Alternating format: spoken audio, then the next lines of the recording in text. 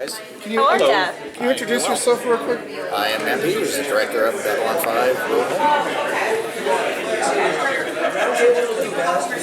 Which way are we going to start today? Whoever Wants to start, go ahead. So how did this movie get greenlit and on the boards and produced?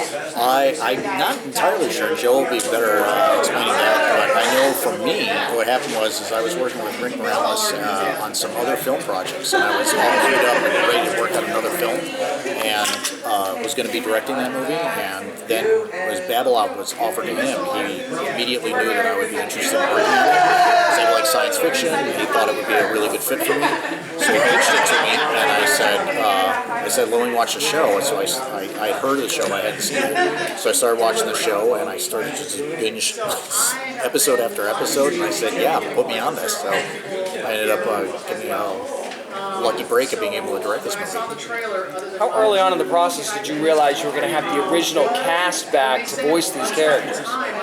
That was pretty soon. It was like, I know that when I started doing my research for the show and I was watching it, I became a fan, basically. I kept doing more and more research, so then obviously I heard about some of the actors that were no longer with us. So that was something that I was wondering would be, are we going to recast entirely, or would it be, some of the original actors coming back?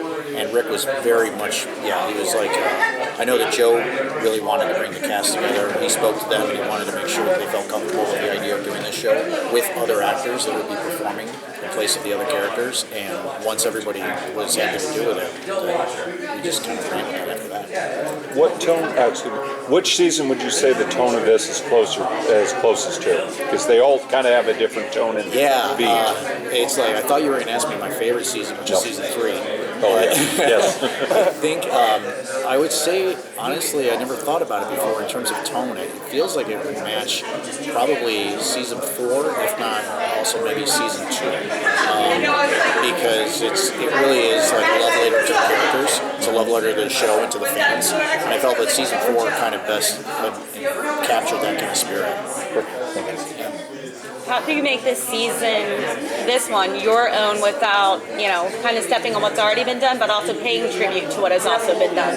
Well, it was really interesting to be able to focus on the show because I became a fan of the show by doing my research for it, and Rick was one as well. And so Joe was really super supportive. He gave us all the support that you could ever imagine. He was not strict. He did not want things to be done a particular way. He let us discover the movie that we wanted to tell.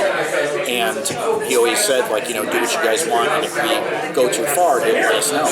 And so at that point, Rick and I worked together on a couple other productions ourselves, so we just kind of followed our instincts. We wanted to tell the story that we thought would work best for not just the show, but for this movie. So we focused mostly on the movie. We didn't want to get too carried away about whether or not we were doing things correct or anything like that. So when it comes to live action versus animation for this type of story, was there any sort of benefit or anything about the story that specifically had strengths to do this one animation? I do think that with doing this in animation, we were able to do a lot more different things with camera. There were a lot of different things. We could also expand on sets and things. The show is limited, obviously, by the fact that it was live action, whatever budget that they had. And we still had our budget to deal with, too, but with animation, we're able to kind of smooth out the wrinkles a little bit more because we don't have to actually deal with a 3D world. We're dealing with an artificial world.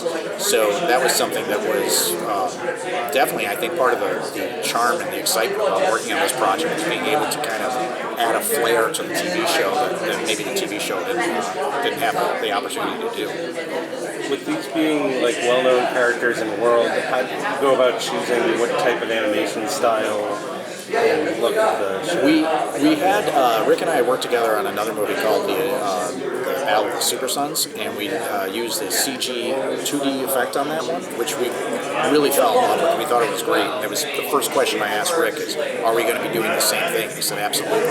And we felt that worked because we were going to do a stylized version of Babylon 5. We weren't going to make it look like actual. We weren't going to make it look like the actors in some kind of 3D capture, like an action figure. We wanted to do a stylized version of that. and we knew that doing a 2D blend of CG would be the best way to pull that off. I think the show looks fantastic, or the movie rather. I think looks fantastic.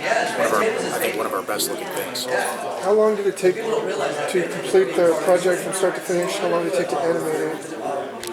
Gosh, that's a tough one because it's like generally I think when I start working on the project, it's at the beginning of story, and by the time I leave the project, I go work on another film, but they're still putting the animation together. So I think it was about 2 years start to finish. Yeah, roughly about that.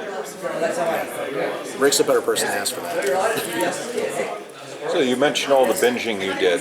Did that also include any of the television movies and spin-offs of the whole thing, or did you just focus on the main 5 seasons? I focused on the main 5 seasons because of the fact that I knew from reading the script that it was going to focus on those things. I think I did take a peek at one TV movie that's a bit of a prequel, but I didn't get too far into it. But what I did end up doing was, apparently this is like what happens to everybody who starts watching the show like I did, like later. You can't help but start getting fascinated with this universe, and you start looking up things online.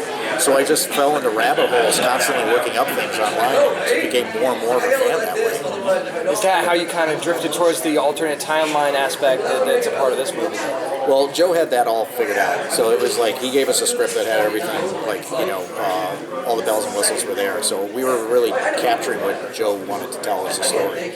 And it was just such a great script that we just saw the opportunity to really enjoy on it. But it did create a challenge for us because I started to kind of notice all the different things about how characters looked, because you had, goatees and then no goatees and then, different robes and things. And every time that comes into play, you have to create a new design for, which inflates our budget and everything like that. But Rick was adamant about making sure that this show was accurate. He didn't want to cheap out on any of that stuff. So I gotta ask, because when I first watched it took me about 3 weeks to binge watch the whole show. How long did it take you? I got it done in about 1 month because basically it became my job.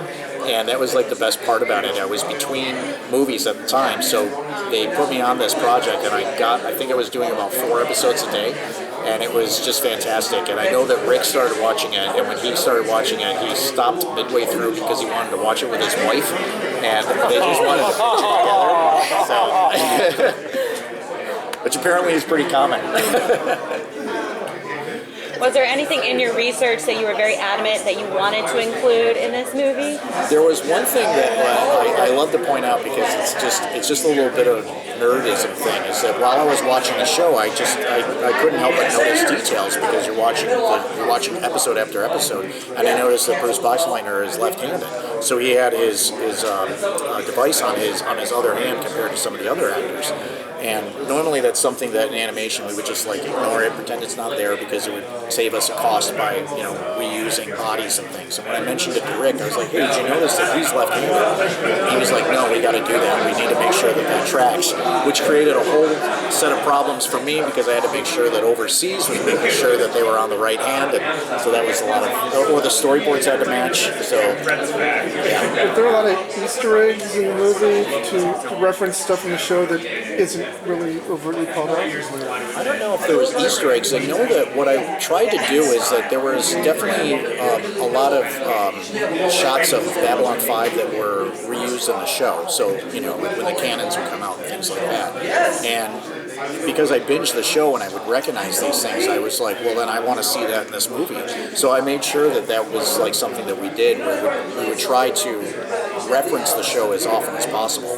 There's also a scene in the movie where there is a series of screens and they're showing all these various timelines, and I had to actually go through and find different scenes from the actual show to put in there. So we were actually we have taken small clips. If you actually look at that scene, there are small clips from the show from various seasons that we re-rendered in CG with our design aspect for this movie. So somebody's going to do it. Somebody's going to go online. They're going to pause on that big screen and they're going to tell you which scene is from which show. How long did it take to grab all those?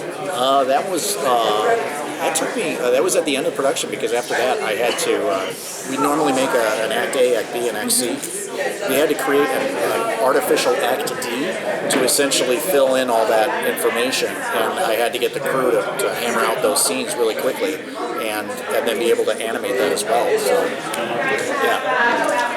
How much was there any deviation from the original script that you saw to the final product? From the original script that Joe gave us for this movie? Yeah. Not really. No. I mean, what he gave us was fantastic. It was a really sweet script, a really sweet story. So we all just hopped on board. It was kind of an open shut case, really. He got something well written that good, and he wrote so much of the show. He knows what he's doing, so it was just easy to follow his lead. Perfect. You're supposed to be going. Thank you guys. Thank